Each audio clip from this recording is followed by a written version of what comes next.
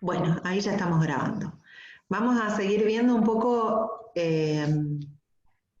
si si se acuerdan de algo más que estuvimos trabajando, ahí lo van poniendo en el chat, pero una de las cosas que en principio problematizamos era la diversidad en posibilidades de formas en relación a la familia y lo importante que era empezar como... ¿Se escucha bien? Como un eco. Sí. Tendrían que apagar los Silenciar. micrófonos, silenciar. ¿Podrán? Bien. No sé si es lo de Gaby.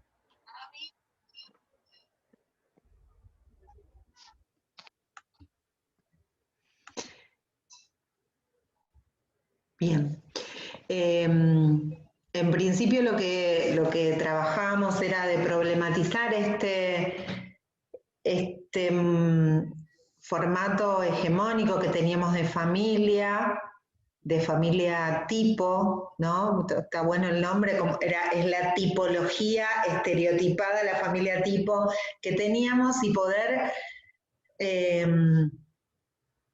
también ir chequeando si eso nosotros lo vamos como, no nos va opacando la mirada en relación a las familias, que hay una gran diversidad de distintas conformaciones de familia. Y decíamos que hay distintas maneras de mirar y hasta de pensar en estas diversidades de familias. Y lo que nos introduce, ahí que lo puse, después voy a subir este PowerPoint, está la semana pasada lo modifiqué un poquito, también en función de ayudar al análisis.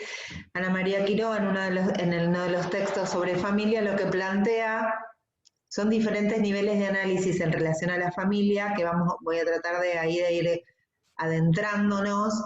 Uno que tiene que ver con el nivel histórico antropológico, otro que tiene que ver con esto de la familia como estructura socializadora, ¿no? Donde se aborda más la cuestión de la familia en el contexto, ¿no? Y cómo la familia socializa. Y el tercero que tiene que ver más con la organización familiar, con la familia, con la dinámica grupal. ¿Se escucha? Sí, Bien. se escucha. Con los vínculos, con las relaciones, con la familia, sobre todo como grupo, ¿no? Claro. Siempre es Con la dinámica interna, digamos. claro, con la dinámica grupal familiar, digamos, ahí, no, estos son niveles en que nos introducimos en el análisis. Todo esto está totalmente vinculado, no podemos escindir uno de otro, pero es como que ponemos foco en algún momento para analizar más un aspecto que otro, para que los vayan recordando. Y a la vez uno, digamos, influye al otro, están íntimamente relacionados, porque en el histórico antropológico tenemos el histórico social, condicionándonos un tipo de familia que nos lleva a determinadas preguntas, ¿no? Como estructura socializadora es como que, bueno, la familia es mediadora entre eso, entre esa histórica social y sus integrantes, mediadora, después también transmite cosas la familia, que guarda, a veces puede transmitir cosas conservadoras de esa sociedad que la circunda, o a veces transmite, digamos, enseñanzas en pos del cambio y de la transformación de esa sociedad. Y luego está, digamos, los roles en sí de la familia, cómo se relacionan entre ellos, cómo se hace esta dinámica para que todo lo anterior sea de alguna manera posible, pero es como un ida y vuelta, no podemos dividirlo, sino que uno influye al otro. Sí, están totalmente interrelacionados, pero podemos hacer foco en alguno más que en otro, explicitando esas relaciones también. Nosotros empezamos a hablar de esto, de si nosotros pensamos en el nivel histórico-antropológico, digamos, la familia como construcción, fuertemente aparece en Occidente, ¿no? Porque ninguno dijo que vimos el video sobre matriarcado. ¿Se acuerdan? La clase pasada. En Occidente, esto de la autoridad patriarcal como una impronta constitutiva muy fuerte. Y ahí una compañera hablaba que dentro, digamos, en la familia, como organización social, aparecen estas relaciones de producción, reproducción, y la que falta es la de distribución. Y todo esto está atravesado por una estructura de poder. ¿Cómo? Y los que tenemos muchos o unos cuantos hermanos o hermanas, hay muchos ejemplos sobre la cuestión de la distribución, ¿no? Cómo en la cuestión familiar, no solamente en relación a lo material, sino qué tipo de distribución en relación al poder, quién decide, quién no decide, aparece ahí hacia adentro de lo familiar. Entonces, una familia está atravesada por relaciones de poder. O sea, tenemos que sacar esta imagen también que muchas veces tenemos de la familia, el amor, ¿no? Idílica, que muchas veces, sino también pensar lo que nos están proponiendo en relación al análisis es pensar, por supuesto que hay cuestiones afectivas, hay construcción y reproducción también de valores, de formas ideológicas, pero también es un espacio de conflictos y de luchas, de construcción de la individuación de lo personal, de la socialización de los otros y una lucha de poder. También para repensar desde estos lugares también. Ustedes, como seguramente vieron, si no, por favor, corríjanme, no problematicemos eso en psicología evolutiva, las situaciones de crisis evolutivas. Esas situaciones de crisis aparecen grandes rupturas que desacomodan relaciones, lugares de poder, se vuelve a reacomodar los sistémicos, el sistema familiar, ¿no? Los lugares. Hay un sacudón y vuelta a armar. Sí, Vivi dice en las distintas etapas, claro, son las crisis vitales que se van dando, que cuando están los niños, los adolescentes, también tienen que ver con pérdidas de los propios padres, ¿no? Entonces, que reavivan sus propias pérdidas de niños. Bien.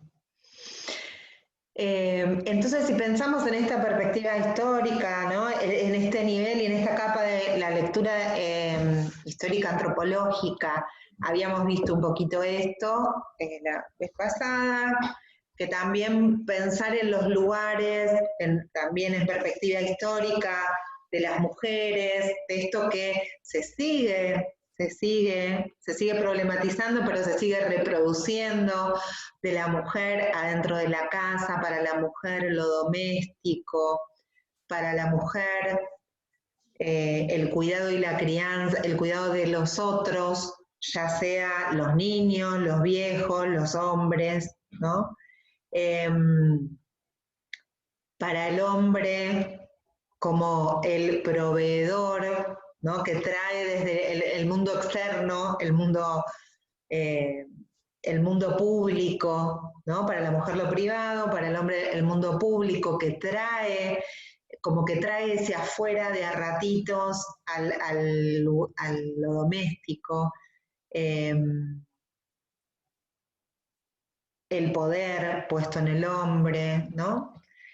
Y empieza esto a ponerse en crisis un poco allá por la Revolución Industrial, donde empieza a haber una división también y donde empiezan a trabajar más los niños, también las mujeres, ¿no? Pero una de las cosas que para mí muy interesantes que surgían en esta charla, que yo les decía que la pueden volver a ver por YouTube en el canal de la universidad, sobre el grupo de masculinidades, un poco lo que planteaban era,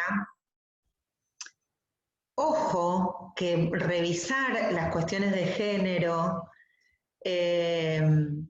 a veces está poniendo a los hombres en, bueno, él es afectivo, cambia pañales, pero la cuestión es si hay una distribución distinta en las relaciones de poder. Problematizar eso, ¿no? Y problematizar también el modelo del hombre hegemónico, que probablemente ese modelo de hombre hegemónico no sea un enfermero que cuida, ¿no? No sé, digo yo, pero que hay un estereotipo y un modelo también que se impone y que todo lo demás, si no es desde ese modelo de masculinidad, es rarito. Esto de que las mujeres trabajadoras, en otro sentido, decía, bueno, que las mujeres trabajadoras muchas veces no hay un replanteo de las relaciones de poder, sino que las mujeres nos sumamos más tareas. ¿No? Hacemos todo lo que debemos hacer. Por ahí se te corta, Pulmi. Hacemos todo lo que debemos hacer en relación al cuidado, a la casa, y además trabajamos, y además estudiamos, ¿no? Nos vamos como explotando, porque no hay una distribución democrática en relación a las cuestiones de poder o a las tareas. ¿Se entiende esto que voy diciendo?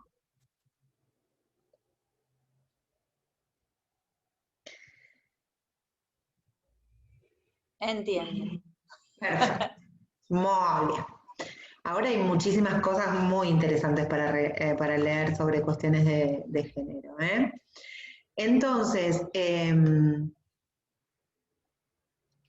lo que necesitamos mirar es cómo se dan esas relaciones hacia adentro, para analizar, para pensar en relación a la familia, esas relaciones productivas, cómo se adjudican las tareas, cuáles son las funciones familiares.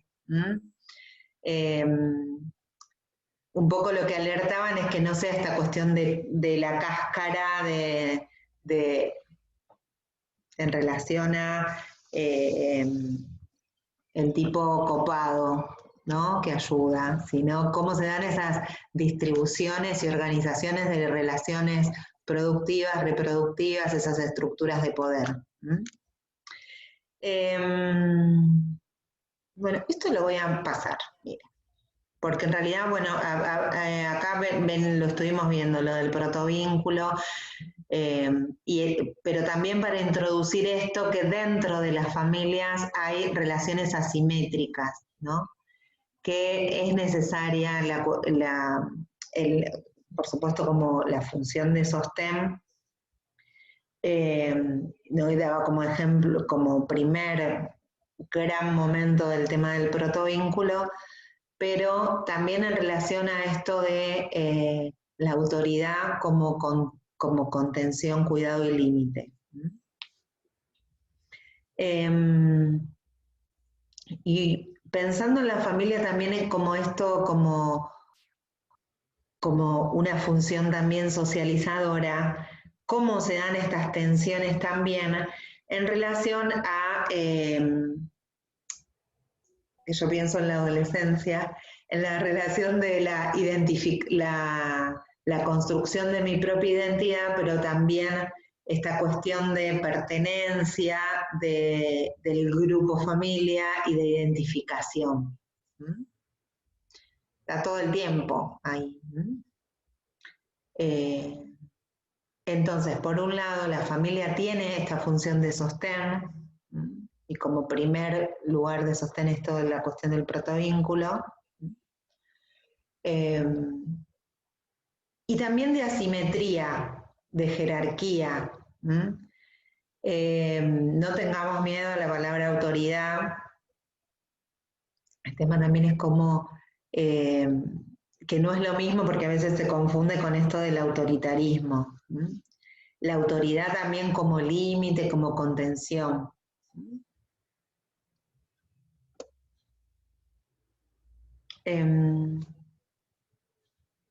Una de las cuestiones para mí importantes o claves de la familia es que en este grupo es donde se construyen las matrices más fuertes de aprendizaje y también de aprendizaje, por ejemplo, en relación a los vínculos, ¿no?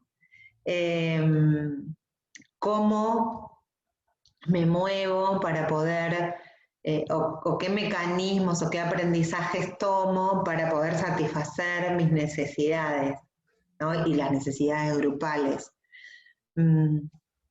Entonces, bueno, en el seno como de esta familia, de la familia, se da esta cuestión vital de las primeras matrices de aprendizajes.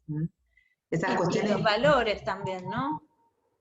Todos los sistemas de valores que transmite la familia. No solamente y no principalmente hablando, sino con las actitudes, ¿no? Y las incoherencias también que se dan en estos aprendizajes. Tal cual. Por otro lado, esto de lo intergeneracional aparece, y para que pensemos también en estas estructuras y relaciones de poder, y cómo también a lo largo de la historia, para ir cruzando como los distintos niveles de análisis, ¿no? A lo largo de la historia se van dando de manera también muy diferente. Por ejemplo, cómo es la cuestión y la dependencia económica hacia el interior de una familia, ¿no? Si nosotros pensamos esto, no sé, en relación a mis bisabuelas, ¿no? Nada, a los 14 años las mujeres ya se casaban, iban para otro lugar, no era impensable, era como el solterón, si te quedabas hasta los 30 en tu casa, como alguien que no. Digo, la dependencia también económica, que hoy podemos decir que es dependencia económica, siempre fue, pero de las mujeres con los varones, muchas veces, o la dependencia económica, que es una situación bastante común hoy, sobre todo con algunos beneficios que fueron adquiriendo, que son muy, no son muy onerosos, pero en relación a los viejos y a las viejas, ¿no? Como hoy hay un montón de cuestiones de violencias hacia nuestros adultos mayores, porque en situaciones a veces en situaciones de pobreza es el ingreso fijo de la jubilación, ¿no? O la vivienda, que al viejo lo dejan casi afuera de la casa y copa la vivienda, que hoy es tan difícil el acceso, ¿no? a tener una vivienda, entonces que van excluyendo al adulto mayor, explotándolo, utilizando sus recursos. Bueno, también en relación a... No, estas son todas cosas que desde diferentes intervenciones son necesarias pensarlas y poder construir y analizar cómo son esas dinámicas familiares. Sí, además es como que el dinero en nuestro sistema es organizador, pero llamativamente es pecado hablar del dinero en la familia porque lo que nos une es el amor. Entonces, bueno, también hay una trampa, por ejemplo, en las parejas, No decir que no se hable, no, pero si a nosotros nos da lo mismo, o sea, como que muchas veces se da de que no hay algo dicho o una situación clara en cuanto a los aportes que tiene que dar cada miembro de la pareja, por ejemplo. O llega a ser un tabú, o no lo pueden manejar. O estando en esta transición en donde las mujeres ganaron terreno en lo laboral, pero a la vez están en la contradicción interna de decir, uy, bueno, gano más que él, pero mejor no le digo para que no se sienta mal, o no, o él deja de trabajar y entonces aporta a la mujer, pero no se habla, no se dice, no están, como decía antes Culmi, los roles marcados y diferenciados como si sería al revés. Entonces, bueno, esto y muchas veces el tema de que el hombre quede desocupado, son momentos como de crisis, ¿no? Porque vamos a ver en la película, vamos a ver algo de eso, hay una cuestión de conflicto, y bueno, el dinero es algo de lo que hay que hablar, porque además es lo más, hay gente que dice que es lo más espiritual que hay, es que nos ordena. Entonces, si nos ordena, ¿por qué no se habla de eso? Y dice, no, si hablas de eso es que no amas lo suficiente, ¿no? Entonces se queda como una cosa trabada, no dicha. No, y a veces, yo lo digo, que también el saber cómo es la circulación del dinero o cómo se organiza familiarmente, nos habla un montón de la organización familiar.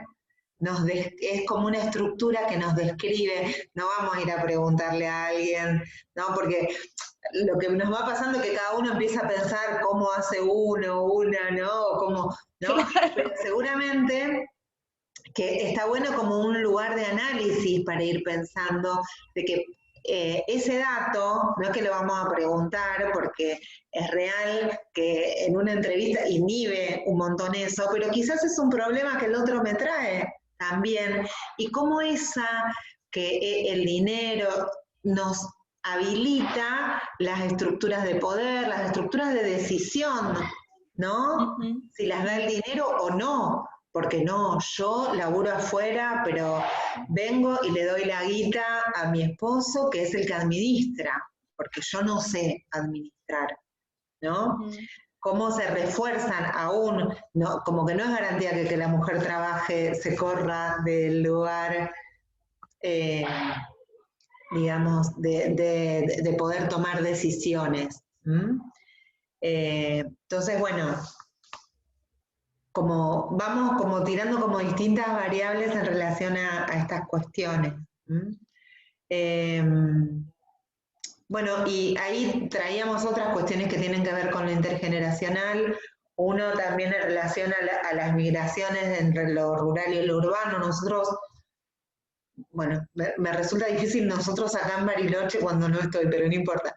Tenemos mucho también población que no es NIC, ¿no? Que no es nacida y criada en Bariloche, mucha gente de otros espacios, de la estepa, muchos adultos mayores que durante el invierno la pasan en Bariloche, pero que después vuelven a sus campos, a su lugar, que ellos sienten como su lugar. Bueno, y con mucha movilización de muchas características distintas.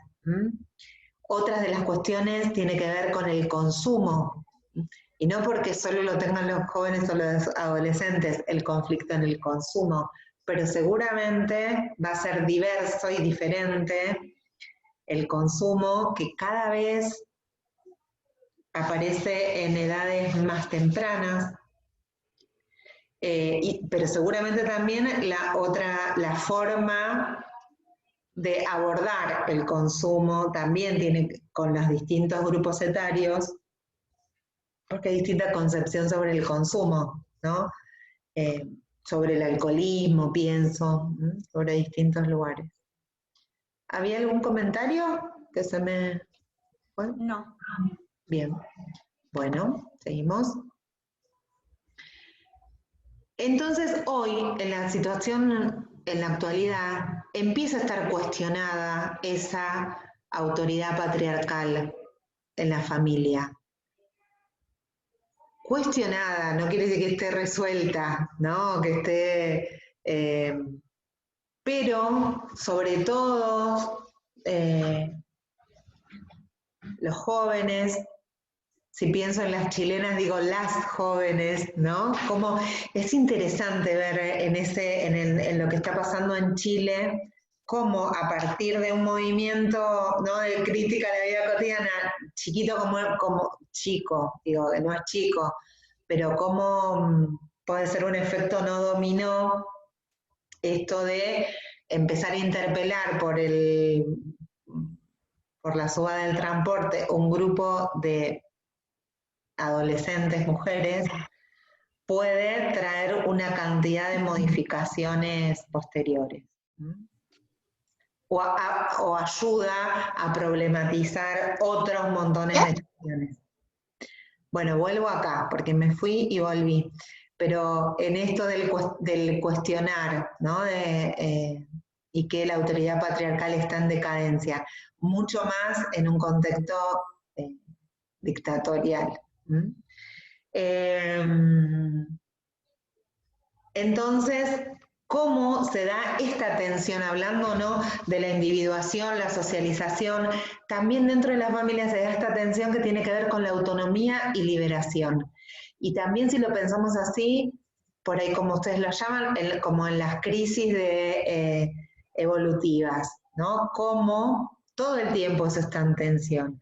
Desde cómo me construyo para llevar a mi hijo, a mi hija al jardín de infantes y ya sacarlo del seno como solamente la familia, como núcleo más cerrado, como después la conformación de nuevas parejas y cómo hago la ruptura de ya no pertenecer o pertenecer de una manera distinta y generar otra familia, ¿no? Y cómo ahí también tiene sus costos y beneficios, las liberaciones familiares. Por otro lado, una de las funciones también de la familia tiene que ver con la sexualidad y la reproducción, que durante mucho tiempo se pensaba como amalgamadas, ¿no? Como que la sexualidad estaba como puesta en el mismo lugar que la reproducción. Hoy también, en la actualidad, con la cantidad de avances tecnológicos y de investigación, como lo es los métodos anticonceptivos, la planificación familiar, para que lo veamos también en este proceso histórico, todo lo que se ha avanzado también en relación, pienso en la legislación, en la cuestión de género, de diversidad sexual, de la reproducción, pero es necesario ir abriendo o ir teniendo en cuenta estas cuestiones y problematizando estos estereotipos, ¿no? Si pienso en las enfermedades de transmisión sexual o en los métodos anticonceptivos, muchas veces, que esto hasta hace poquito que empezamos como a problematizar bastante en algunas cátedras que un poquito más, a ver cómo diría, ortodoxas para pensar la sexualidad.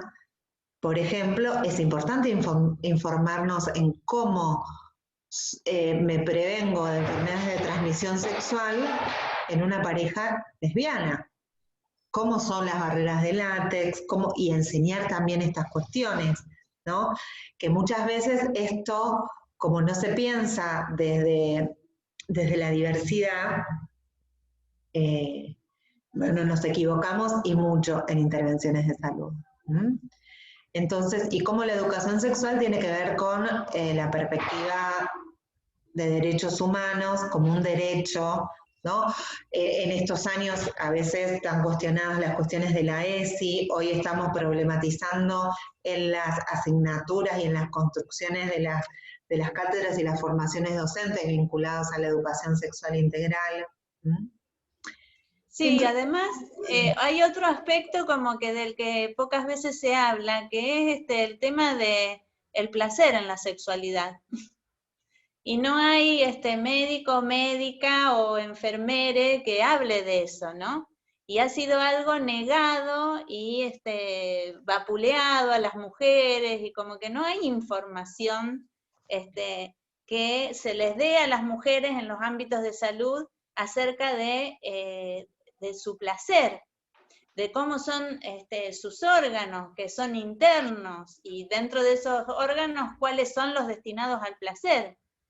Entonces, bueno, ahí también hay algo que, porque digamos, ahí cuando está el tema de reproducción, parece que la mujer va al médico y va a la ginecóloga o el ginecólogo nada más en función de su ser reproductivo, ¿no? Cumpliendo con una función productiva para esta sociedad, ¿no? Entonces, bueno, eso también está como para repensarlo. ¿Y cuántas intervenciones en salud arruinan la vida de una mujer directamente? Así que bueno, eso también está para tener en cuenta. Y cómo la sexología está como, no sé, oculta, no está como materia en la universidad. Sí, dos cositas. Una es cuando se corte el Zoom, en 5 minutos nos volvemos a conectar. Ay. Esto de pensar también el placer como culpabilizándolo, ¿no?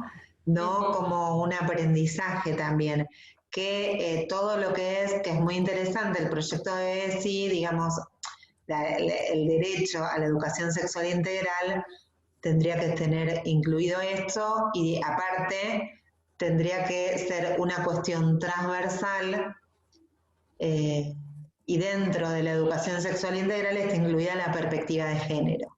¿Mm? Claro, no sé, digamos, yo pienso como en intervenciones que por mis pacientes me han llegado, ¿no? Una vez, digamos, atendí a una paciente de 85 años que ella tuvo un accidente sexual en su luna de miel y el médico que la atendió dijo que ella nunca iba a poder tener un orgasmo. Y ella se convenció de eso.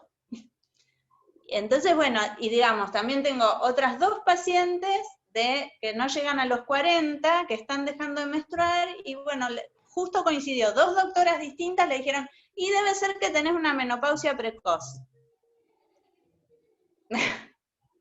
Entonces, bueno, esas intervenciones son de tal fuerza, ¿no? Y es como que mutilan el cuerpo de la mujer, desde la palabra que da un poder médico. Entonces, qué cuidado que hay que tener con eso. O mismo cuando hay alguna intervención que se sugiere, que es decir, y bueno, pero ya que estamos, sacamos todo, sacamos el útero y todo. Porque como vos ya no vas a tener hijos, y sí, entonces, bueno. Yo lo pienso en relación a los adultos mayores también, cómo se piensa la cuestión de solamente la sexualidad en relación a la genitalidad y cómo, ¿no? Yo trabajé mucho tiempo en los programas de UPAMI, ¿no? o en programas preventivos de salud en relación a los adultos mayores. No se trabaja con ellos ni se habla muchas veces, que es lo que estuvimos trabajando mucho, en el tema de la sexualidad. Entonces, cuando como si no existiera. Yo tuve un montón de intervenciones con familias donde los viejos, las viejas en estos programas se ponían de novios y los hijos se escandalizaban y ya tomaban menos para la depresión, un montón de cuestiones que no podían evaluar saludablemente, pero se escandalizaban en relación a las conformaciones de parejas. Claro, o que en los geriátricos esté prohibido, ¿no? Que se relacionen entre ellos. Hay varias pelilitas de esas, para en relación a los viejos y la sexualidad que están buenas. Bueno,